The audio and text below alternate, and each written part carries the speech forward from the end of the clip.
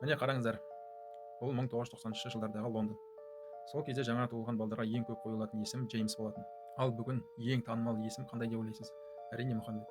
Британияда қазір 2000-нан астам мешіт бар. Сол сияқты Оксфорд, Лутон, Рочдейл, Олдхэм, Брайтон және Холл қалаларының басшылары да мұсылман. Әділет министрі мұсылман әйел. Ал ханзада Гарридің жеке адвокаты мұсылман. Енді мектептер туралы. 72 ағылшын мектебінде бірде-бір ақ нәсілді британдар жоқ. Ал 454 мектепте олардың үлесі тек 2%-дан төмен. Бұлар Британияның білім департаментінің ресми мәліметтері. Сонымен Британия шынымен мұсылман елге айналып бара ма? Трендтер иә деп жауап береді. Қазір елде шамамен 4 миллион мұсылман бар.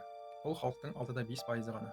Мұсылман отбасыларындағы бала саны орташа есеппен 3,4%, ал британдық 1,4%. Мұнда демографиялық өзгеріс көптеген британдықтарды алаңдатып отыр. Сондықтан Найджел Фараждың реформ партиясы өте жылдам танымал болып келеді. Ол бұл жағдаймен күресу керектігін ашық айтты.